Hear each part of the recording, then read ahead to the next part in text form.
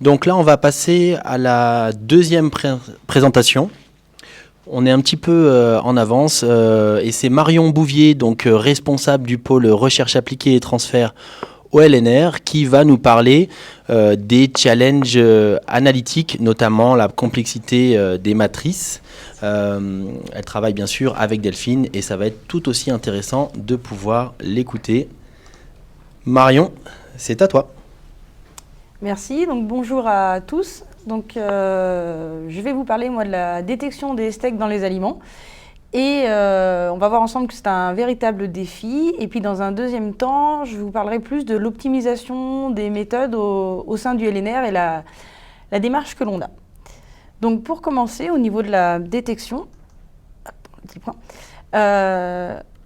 Donc je vais reprendre le schéma de Delphine. Et on va parler de la première étape, donc, qui est l'étape d'enrichissement. Donc l'objectif, ça va être d'avoir une multiplication de nos bactéries cibles pour les avoir dans une quantité suffisante pour les détecter. Donc c'est une étape qui est relativement compliquée. Il y a plein d'éléments qui rentrent en jeu. Donc déjà, il y a la variabilité des matrices, parce qu'on retrouve nos steaks essentiellement dans des fromages, des végétaux ou de la viande hachée. Et donc on sait qu'il est plus facile de détecter des steaks dans la viande hachée que dans le fromage ou les végétaux. Ensuite, ces matrices, elles sont différentes et elles sont aussi très complexes. Elles ont une flore annexe très variée, qui ne va pas être la même dans des végétaux, dans des fromages ou dans du steak haché. On va avoir des pH différents et on va avoir aussi des taux de matière grasse différents. Plus le taux de matière grasse il est important, plus c'est compliqué. Et on sait aussi qu'il y a des interactions entre nos globules gras du lait et nos steaks, elles vont avoir tendance à se coller, et donc tout ça peut engendrer des problèmes au niveau de la détection plus tard. Si on prend l'exemple des fromages, on a de la chance, en France on en a plein, mais donc du coup on a une technologie de fabrication très variée, il y en a plusieurs, et donc tout ça va entraîner des développements de flore annexe différents, de pH différents, de taux de matière grasse différents, et tout ça va faire que ça sera encore plus compliqué. Il y a aussi la technologie de conservation qui va rentrer en jeu. Si on prend l'exemple de la viande, on va par exemple trouver de la viande hachée sous vide ou sous atmosphère. Et donc là, on va avoir des développements de bactéries différentes en fonction du mode de conservation. Et donc si on n'a pas les mêmes bactéries, il ne va pas se passer la même chose dans l'enrichissement. Si on prend l'exemple des végétaux, il y a eu des expériences qui ont été faites où ils ont inoculé de manière artificielle des steaks dans des végétaux. Ils ont conservé les végétaux à 4 degrés et puis après, quand ils ont dénombré, ils se sont rendus compte qu'il y avait une perte importante. Donc du coup, la technologie de conservation joue aussi. On peut faire varier aussi le volume de prise d'essai. Donc classiquement, il est de 25 grammes, mais on peut faire aussi ce qu'on appelle du pooling, qui consiste par exemple à prendre pas 25 grammes, mais 375 grammes de matrice. Donc dans ce cas-là, on va augmenter notre quantité de matrice, on va donc augmenter aussi notre flore annexe. Mais dans le pooling, l'idée, c'est d'être capable, si on prend un exemple un petit peu simple, si on est capable de détecter une bactérie dans 25 grammes, si on fait du pooling, on doit être capable de détecter une bactérie dans 375 grammes. Et donc du coup, on va avoir un ratio entre la bactérie qu'on recherche et notre flore annexe qui va être modifié. Donc du coup, ça va être plus compliqué. Après, au niveau de l'étape d'enrichissement, il y a 4 grands paramètres encore à prendre en compte. Ça va être le choix du milieu d'enrichissement. Donc, soit on va prendre un enrichissement dit non sélectif, dans lequel on ne rajoute pas d'agents. À ce moment-là, la flore annexe va se développer facilement, nos steaks aussi, mais du coup, on n'aura pas de concurrence. Ou alors, on va rajouter des agents sélectifs. Donc là, on va avoir une tendance à diminuer un petit peu notre flore annexe et à favoriser nos steaks. Mais ça fonctionne que si nos steaks ils sont en bonne forme et qui sont capables de croître malgré l'agent sélectif. Donc il y a une espèce de ratio à trouver. Le volume, classiquement, donc comme l'a dit Delphine tout à l'heure, il est d'une dilution au 1/10, mais on peut aussi faire des dilutions au quart, notamment dans le cadre du pooling. Ensuite, la température, donc tout à l'heure Delphine a insisté un petit peu dessus, mais je vais le redire. Donc pour l'instant, la TS préconise un enrichissement à 37. Donc nous, on a fait des études en interne, il y a quelques petites publications aussi qui en parlent. Et donc la TS va évoluer vers 41,5.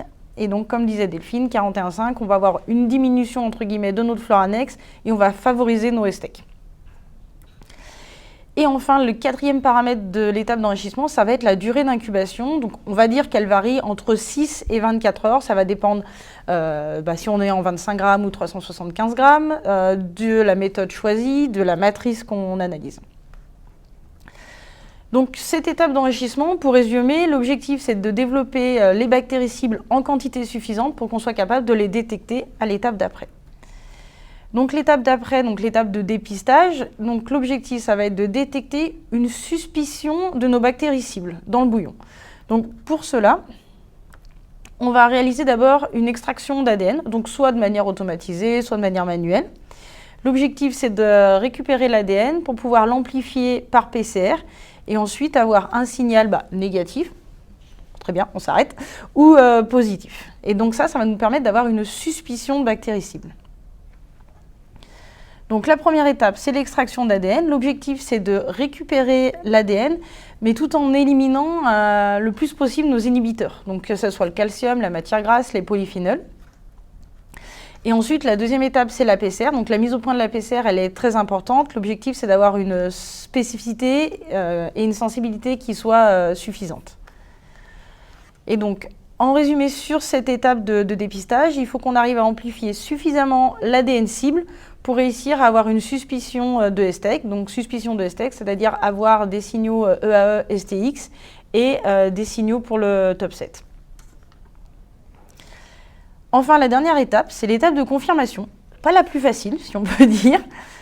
Cette fois-ci, on va essayer d'identifier, de récupérer nos bactéries cibles sur des géloses pour pouvoir après les caractériser. Donc pour faire ça, on fait une immunoconcentration. On va utiliser du coup des billes magnétiques qui vont être cotées avec des anticorps spécifiques de nos bactéries. On va mettre ces billes en contact avec le bouillon d'enrichissement. Les bactéries vont venir se coller sur les billes. Comme les billes sont aimantées, on va pouvoir récupérer nos billes avec nos bactéries et déposer ça sur différentes géloses. Donc cette étape d'immunoconcentration, soit elle est automatisée, soit elle peut être faite de manière aussi manuelle. Il y a une autre solution pour récupérer nos bactéries, ça va être de les étaler directement sur une gélose. Donc pour cela, on va prendre 10 microlitres par exemple de bouillon d'enrichissement, on va faire un étalement sur gélose et donc du coup on aura des bactéries. Au niveau de ces deux étapes, dans la littérature, on trouve un petit peu des fois, il y en a qui vont dire l'étalement direct a obtenu des meilleurs résultats, des fois l'IMS. Donc tout ça, ça va dépendre du taux de contamination, la quantité de STEC qu'on a en fin d'enrichissement. Ça va dépendre des matrices, si c'est des matrices complexes, pas complexes, et des géloses qu'on va utiliser. Donc si on regarde un petit peu les différents paramètres qui vont influencer cette étape de confirmation, donc il y a l'immunocapture, il va y avoir les performances des billes magnétiques, l'impact des sérogroupes, il y a des sérogroupes qui sont un petit peu plus faciles à récupérer que d'autres.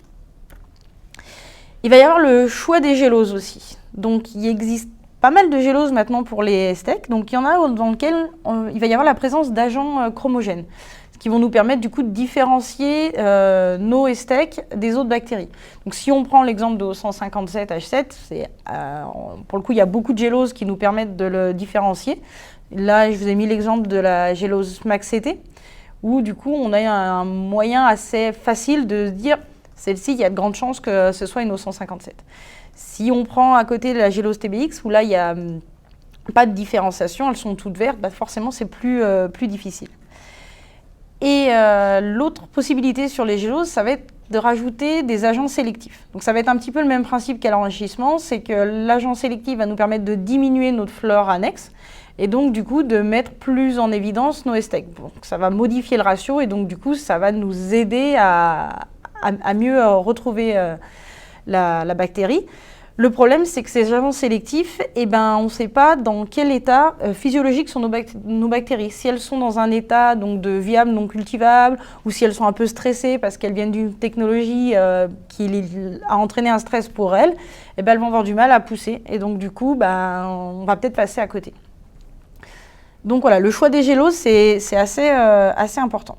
Donc nous, on aime bien travailler avec une gélose sélective et puis une gélose, par exemple, non sélective, histoire d'avoir plus de chance. Une fois qu'on a réussi à mettre nos bactéries sur nos géloses, on va devoir les identifier. Donc là, on se retrouve avec une bactérie avec une gélose avec plein de bactéries. Donc là, on va faire soit des PCR, soit des tests latex pour essayer de retrouver la bactérie qui nous a donné un signal en détection. Donc plus le nombre de phénotypes est important, plus on a de travail et plus c'est long et compliqué.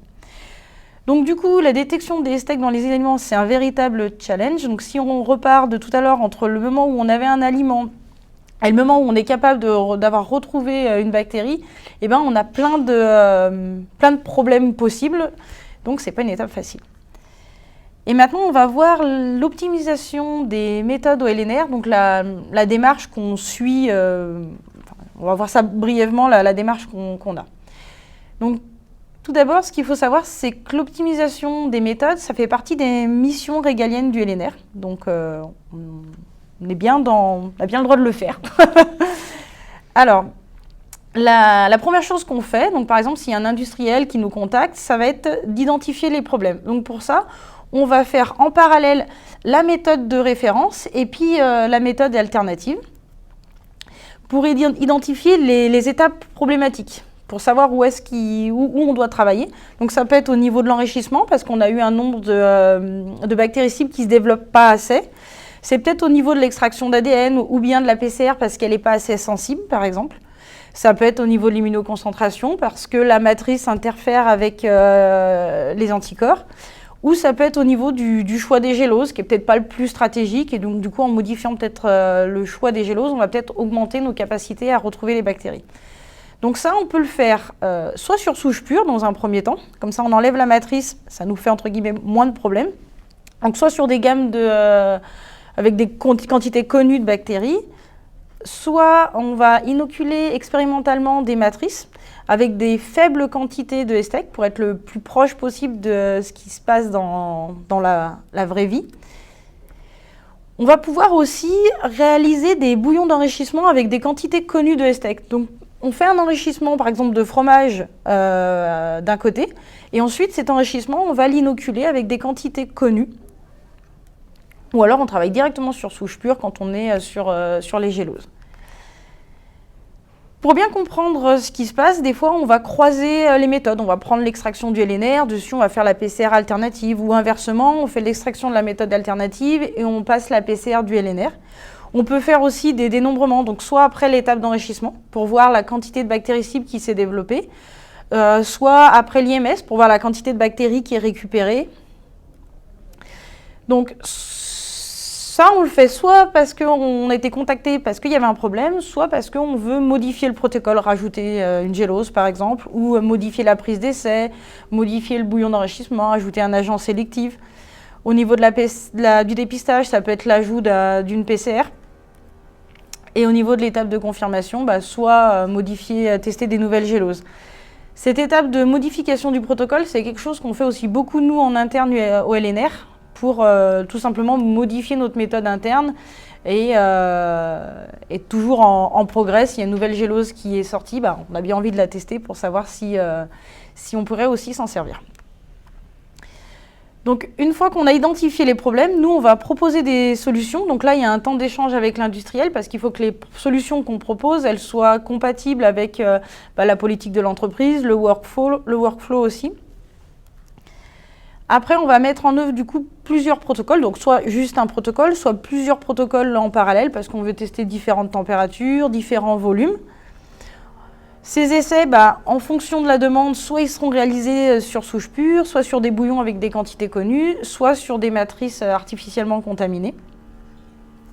Ensuite, on va analyser les résultats, on va communiquer et échanger avec l'industriel, donc ça se fait tout au long du projet. Et l'objectif, c'est de réussir à élaborer un protocole final. Et une fois qu'on a ce protocole final, on va à nouveau le comparer, mais cette fois-ci, on va comparer la méthode alternative, on va dire modifiée, avec la méthode de référence. Donc, soit sur un panel de matrices, soit sur des souches pures. Ça va dépendre si on réalise ça sur la méthode complète ou sur une partie, parce qu'on peut avoir modifié que l'étape de confirmation, donc ce n'est pas la peine de retester toute l'étape de dépistage. Les données qu'on a, on les analyse, on communique avec l'industriel. Si les données sont sympathiques, on peut essayer de les publier aussi dans des revues scientifiques. Et enfin, le dernier point, donc nous, toute cette étape d'optimisation, on va dire, c'est une étape qu'on fait en amont de l'after validation. Nous, on ne se substitue pas à l'after validation. Par contre, ça peut donner des données qui vont permettre à l'industriel, après, d'aller à l'after validation pour faire certifier son kit. Voilà. Et ben, je vous remercie pour votre attention. Eh bien, merci bien, Marion. Donc, comme pour la présentation de Delphine qui a eu lieu juste avant, vous pouvez poser vos questions dans la chatbox au niveau du Q&A. J'ai une première question pour toi. Quelle stratégie adopter si je détecte des gènes STX-EAE, mais que je n'arrive pas à isoler des souches?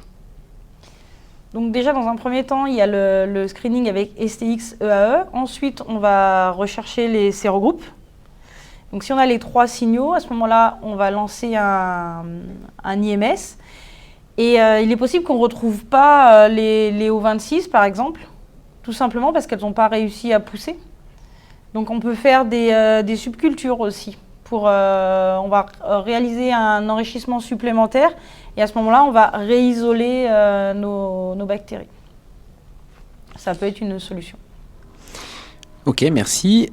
Quel type d'agent sélectif, donc c'est une question d'Olivier, quel type d'agent sélectif peut être utilisé lors de la phase d'enrichissement? Alors, il y a eu une période où on rajoutait beaucoup d'acriflavine. Maintenant, c'est un petit peu plus controversé parce que ça va entraîner en fait le développement d'une autre flore qui n'est du coup pas forcément la même, mais du coup ça nous arrange pas tant que ça parce que du coup c'est des flores qui vont pousser aussi sur nos géloses. Donc du coup la tendance est quand même plus à faire des enrichissements sans agents sélectifs. Et à 41,5 effectivement, comme précise Delphine, qui du coup vont nous permettre, comme on disait tout à l'heure, de diminuer notre flore annexe. Tu veux peut-être repréciser pourquoi 41,5 plus que 37? 41,5 parce que c'est des Escherichia coli et que les Escherichia coli se développent à des températures un petit peu plus élevées que 37 et qu'on sait qu'il y a d'autres bactéries qui vont moins se développer à 37 ou ce sera une flore différente, mais en tout cas, celle qui va se développer à 41,5, elle va moins nous gêner pour confirmer sur gélose. Parce que l'idée, c'est surtout qu'à l'étape de confirmation, on ait le moins de flore annexe possible sur nos géloses. Puis les agents sélectifs, ils peuvent aussi gêner les STEC. Certaines souches sont résistantes, mais on sait que certaines peuvent être sensibles. Donc l'objectif, c'est vraiment d'avoir tout. Et on sait qu'en EPT à 41,5, les STEC se développent très bien. C'est pour ça aussi qu'on préfère avoir un enrichissement plus global, si on peut dire, et plus travailler sur l'étape gélose.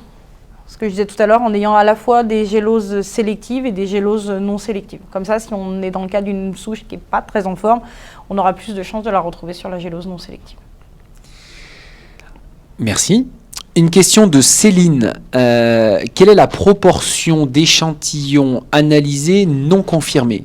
Alors ça, c'est... Alors moi, je n'aurais pas ce chiffre. Peut-être Delphine, toi, tu l'as. Mais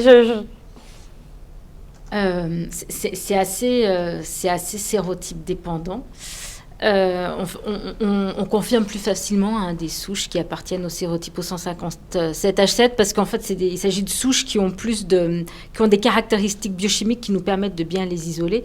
Après, c'est variable en fonction de la matrice alimentaire. C'est variable en fonction de plein de choses. Mais dans la moitié des cas, on ne confirme pas forcément. Après, si je peux rajouter, la confirmation est toujours plus facile quand elle est faite dans la foulée. C'est-à-dire qu'on a fait l'enrichissement, si on confirme le lendemain, c'est beaucoup plus facile que si on travaille sur un bouillon d'enrichissement qui est resté plusieurs jours au frigo. Ok, nous avons une question de Mélanie. Alors, vous parliez de la gélose TBX pour isoler les cellules. Les souches, je pense. Est-ce qu'une analyse Escherichia coli classique bêta-glucurosinase positif, alors bêta-glu positif sur TBX permet de valider la présence ou non de E. coli STEC? Je n'ai pas la réponse à la question. En fait, sur TBX, on a plein de E. coli qui vont se développer, donc les STEC y compris.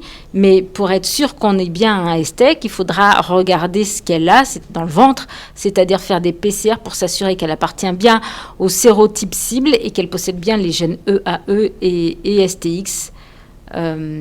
Voilà, donc sur TBX, tous les E. coli vont se développer. Donc c'est pas une gélose particulièrement spécifique et peut-être utile pour ce type d'application. Alors, pas pour identifier aisément les STEC, mais par contre, c'est une gélose où nos bactéries poussent très bien dessus. Donc, du coup, on retrouve quand même souvent nos STEC sur gélose TBX. Même si on n'a pas de moyen de les différencier quand on fait des tests latex. Alors, par contre, on ne sait pas, elles sont toutes vertes. Donc, on ne sait pas, peut-être celle-ci, c'était nos 26, peut-être celle-ci. Mais du coup, on arrive quand même à en retrouver dessus. Donc, on part un peu à la pêche. Oui, c'est ça. C'est au petit bonheur la chance.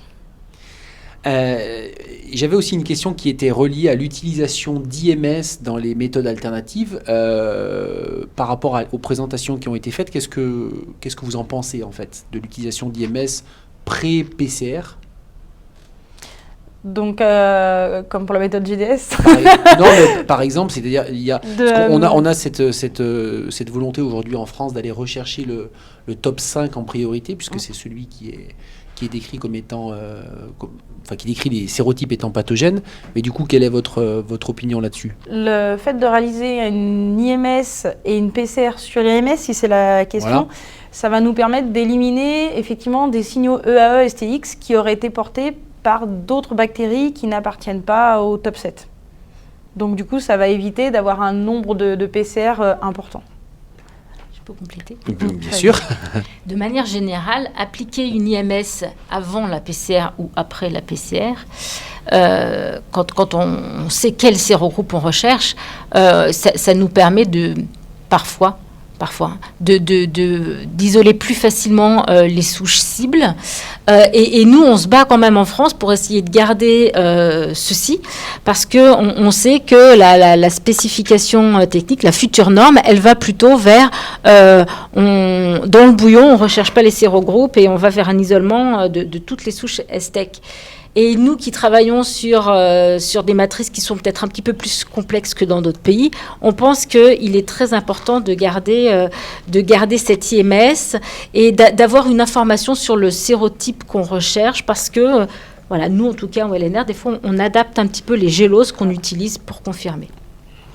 Alors de plus en plus de questions, finalement, ça arrive, mais tant mieux, ça fait une session qui est très interactive, je trouve que c'est intéressant.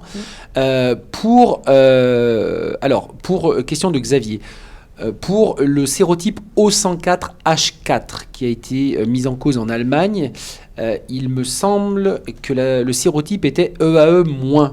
Donc la procédure de screening STX plus EAE+, laisse passer le O104H4.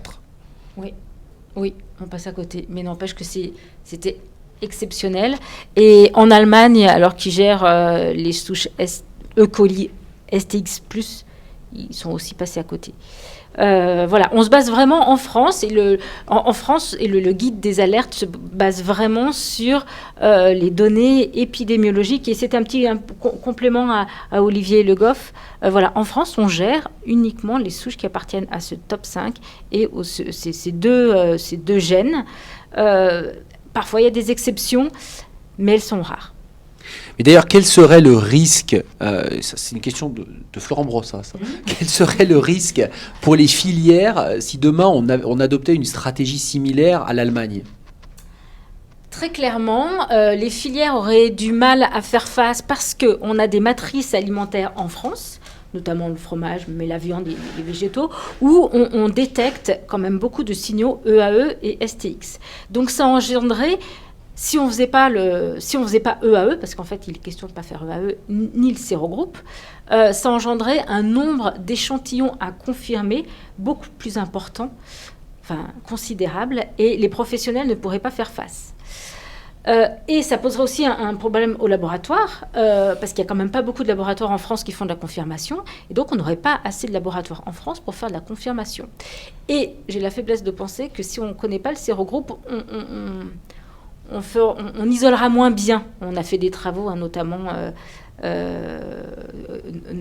dans les produits laitiers, où on a montré que sans IMS, on passait à côté de certaines souches.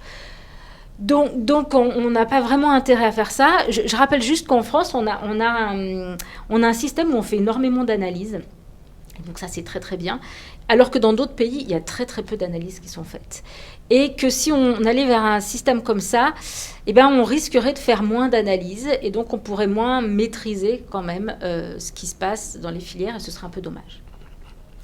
Merci. On a une question de Valérie. Alors, certaines méthodes, références ou alternatives, sont-elles optimisées pour la détection dans les eaux d'irrigation ? J'ai envie de dire qu'il fallait voir le dossier de validation et qu'est-ce qui est écrit dedans. Ouais, ça dépend des méthodes. Je sais pas. En tout cas, moi, je peux vous parler de la TS et de la TS 1336. En fait, on subit des essais interlaboratoires de la part de notre laboratoire communautaire de référence. Et on fait des tests sur la température d'enrichissement, sur la filtration des eaux, est-ce qu'on centrifuge, etc. Donc, pour la méthode de référence, il y a des optimisations qui sont en cours. Pour les autres méthodes alternatives, ça, c'est à vous de répondre. Moi, je peux répondre pour la méthode GDS. Aujourd'hui, il n'y a pas eu d'évaluation qui ont été faites sur les eaux d'irrigation. Le scope de la validation ISO 16140 AFNOR restant les fromages au lait cru, la viande de bœuf et les végétaux. Voilà. On a une question de Samuel. E. coli O157 est bêta-glucuronidase négatif et n'est donc pas spécifique sur TBX. C'est pas grave. On peut déjà dire qu'il a raison.